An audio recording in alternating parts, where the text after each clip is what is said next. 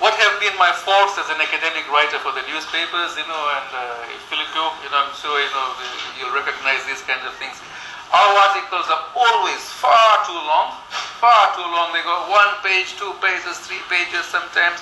We try to be perfectionists. We try to include every aspect that is vaguely related to that particular idea. We forget that the average reader out there is not interested in the whole PhD treatise, or thesis on some idea. They're just interested actually some little catchy big idea, some little thing that interests them, right? And if you try and include too much in your article, too many things, you diffuse, people cannot see the forest because there are too many trees over there. And quite often the purpose of an article is to show the whole beauty or the whole ugliness or the whole unattractiveness, the whole danger of a forest, not about the little bitty, itty-bitty components. We as academics, we try to put in too much. Sometimes we're in too much of a hurry because we've got so much work on our agenda. You want to zip out an article, send it off to the editor and be done with it and move on in your life, right? And being in a hurry sometimes means that you don't have time to check for insensitive references, and they've come back to bite me.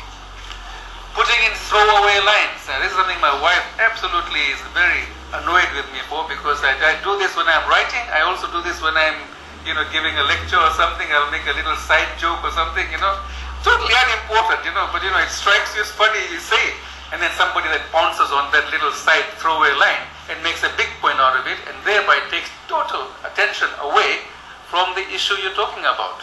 I'll give you an example. I was once talking about regional trade agreements, and our international trade agreements, and I was talking about the fact that, look, globalization is here to stay, and we have got to maximize the benefits out of globalization, even though it's got some, negative aspects. We should fight the negative aspects of globalization, but the benefits are so enormous. And I said, look, in today's day and age, all our, carpenters and technicians, electricians, nurses, they're all traveling all over the world and earning huge salaries. 50 years ago, 30 years ago, 20 years ago, only the wealthy, only academics could travel. And incidentally, even our NGOs, who are jumping up and down, they're the most traveled people. They go to New York and London, Washington, they enjoy all the benefits of globalization, don't they? Ha ha ha ha. Well, somebody in the audience then spent half an hour in attacking me. So how dare you attack the NGOs, for all the... the big story was then lost because, I had a little joke on the side over there. In fact, one of my dearest friends, she attacked me for a long time over there. So my wife says, don't put throwaway lines in your articles or presentation if they are unimportant. Using tables or numbers, people like me, actually I'm a very quantitative person, and I hardly ever write articles on economics unless I've got solid numbers, solid data to back me up. And quite often, of course, if you're not able to condense, an idea behind a big table into one sentence or a couple of numbers, you try to put in the whole table or the graph, or you put in 2 tables and 3 tables, and we quite forget. Robert will say, newspaper editors, you can't throw in tables and graphs and everywhere. There's a usual format the newspapers have, that every page of serious article, it must have the advertisement to earn them money, it must have a picture to capture the interest, there must be a big title, etc. After that, there's enough space there for maybe 1,000 words. You throw in tables and graphs and things, and it squeezes out everything else. And quite often what editors do is just throw the graphs and tables out. And so in your text you will say, as the table shows clearly, as the graph shows clearly. Of course the tables and graphs are not there, and the reader will read, what the hell you're talking about? There's no table there in your article, and you look at this, bloody swine, you left it out. But writers should think about this yourself. Don't put in unnecessary tables and graphs, and we academics. So those are some of the mistakes that I've usually made, in my writings. Editorial decisions, I disagree with. Well, sometimes they take long articles and just run them over 2 pages or 2 days or something. That's okay because of space limitations, right? But what they sometimes do, they edit out whole sections without asking you which sections do you want to cut out or something, right? Or sometimes they just pick up little bits and pieces which attract them and completely lose the sense of the whole article, right? And I find actually that very, very objectionable. It's a similar problem, of course, with television and radio, right? And I've had a recent case here with Radio Fiji, where they did a long interview with me, and then little bits and pieces were being run for 5 days, right? Now I can understand why one they said to me was, well, Radio Fiji new management has cut out the current affairs program, so they can't do serious things over 5 minutes or 10 minutes. You can only do them over 30 seconds or 1 minute.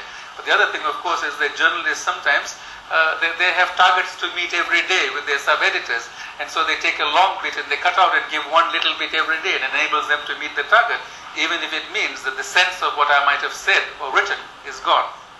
Right? Television is a particularly dangerous thing where never ever give a long interview with them, and I found this to my bitter cost. Don't talk too long with them. What you have to say it in 1 sentence or 2 sentences or 3 sentences. You first ask them, well, how long do you want this clip for? You think about it, and that's how long you speak for. Be very wary when an innocent journalist very innocently asks you, would you like to say anything else, sir? Right? Because quite often, anything else may turn out to become the main item, and what you said at the beginning, which is the important thing for you, in fact, is left out of the picture altogether. Yeah. What do editors do which I quite dislike? They arbitrarily change titles, right, to make articles sensational. And sometimes I will have thought for a long time about the title which I want. Sometimes the title they choose is something totally different, in meaning from what I actually intended. And why editors think that they have the right to change the titles of articles is absolutely beyond me. Now, I must admit that sometimes their changes are good. Editors actually quite often, they have an idea for what catches the interest. But the thing is, I would actually prefer it if editors were to ring me up and say, hey, Vardhan, I'm thinking, this might be a better title. How can I change this to this, please? I'd have no trouble about saying yes, if you're good. Sometimes when it changes the meaning to an opposite, oh man, I have trouble. Right? Now, one editor, and it's been in the news recently as well, amazing to me, Charu. He used to just take all my subtitles away, and he used to leave the whole page in text, sentence after sentence, paragraph after paragraph. And I say to the guy, I won't speak his name in vain now, man, this is making that thing so, oh no, he says, people don't really care for subtitles. Oh, I'll tell you, this is astonishing to me, when we all know that our people, in fact, have difficulty reading a whole page of text. Good, exciting subtitles that tell the plot surely should be left in. And if you don't have enough space, we'll tell the writer, look, just cut out a few sentences from where they are, but please leave the subtitles, break up the whole text. Huh?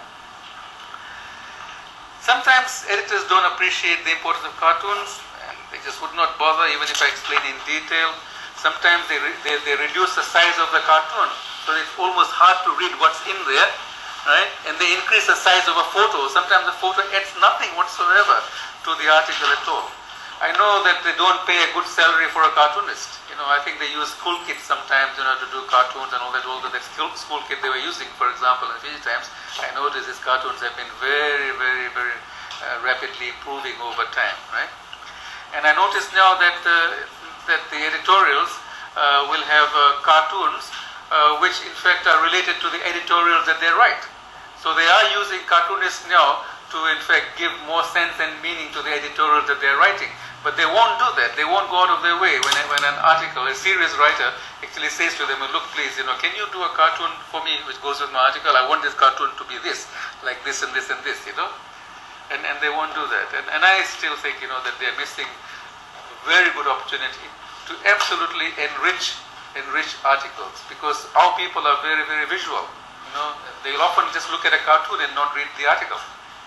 And yet a cartoon can also tell you what the whole article is all about. Okay, bad journalism practice I